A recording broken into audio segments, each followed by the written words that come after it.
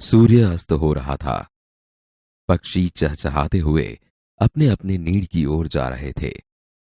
गांव की कुछ स्त्रियां पानी लेने के लिए घड़े लेकर कुएं की ओर चल पड़ी। पानी भरकर कुछ स्त्रियां तो अपने घरों को लौट गई, परंतु उनमें से चार कुएं की पक्की जगत पर बैठकर आपस में इधर उधर की बातें करने लगी। बातचीत करते करते बात बेटों पर जा पहुंची। उनमें से एक की उम्र सबसे बड़ी लग रही थी। भगवान सबको मेरे बेटे जैसा बेटा दे। मेरा बेटा लाखों में एक है। उसका कंठ बहुत मधुर है। वह बहुत अच्छा गाता है। उसके गीत को सुनकर कोयल और मैना भी चुप हो जाती हैं। लोग बड़े चाव से उसका गीत सुनते हैं। उसकी बात सुनकर दूसरी स्त्री का मन हुआ कि वह भी अपने बेटे की प्रशंसा करे। मेरे बेटे की बराबरी कोई नहीं कर सकता। वह बहुत ही शक्तिशाली और बहादुर है। वह बड़े बड़े बहादुरों को भी पछाड़ देता है। वह आधुनिक युग का भीम है। यह सब सुनकर तीसरी औरत भला कैसे चुप रहती। मेरा बेटा साक्षात बृहस्पति का अवतार है। वह जो कुछ पढ़ता है एकदम याद कर लेता है। ऐसा लगता है मानो उसके कंठ में सरस्वती का निवास हो। तीनों औरतों की बातें सुनकर चौथी स्त्री चुपचाप बैठी रही। उसने अपने बेटे के बारे में कुछ न कहा।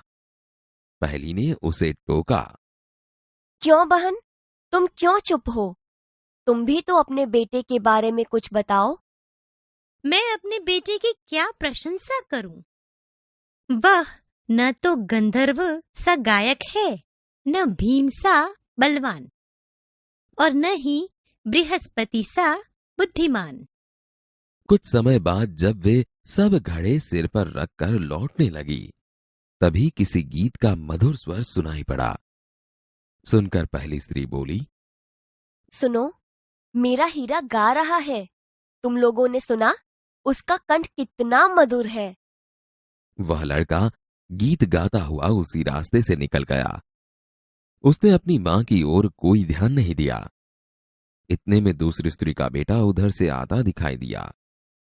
दूसरी स्त्री उसे देखकर गर्व से बोली, देखो, वह मेरा लाडला बेटा आ रहा है। शक्ति और सामर्थ्य में इसकी बराबरी कौन कर सकता है? वह यह कह रही थी कि उसका बेटा भी उसकी ओर ध्यान दिए बिना ही निकल गया। वे कुछ आगे बढ़ी तो एकाएक तीसरी स्त्री का बेटा उधर से संस्कृत के श्लोकों का पाठ करता हुआ निकला।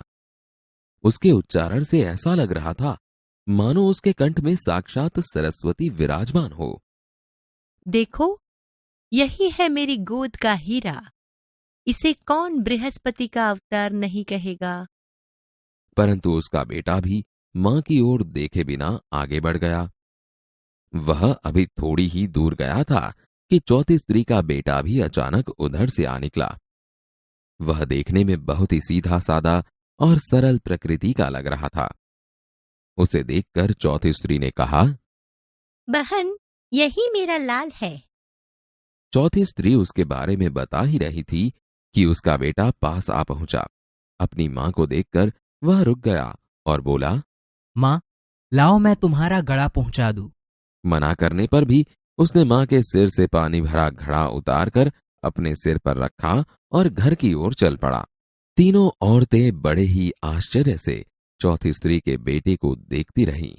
एक वृद्ध महिला जो बहुत देर से इन औरतों के पीछे चलती हुई इनकी बातें सुन रही थी, पास आकर बोली, देखती क्या हो, यही सच्चा हीरा है।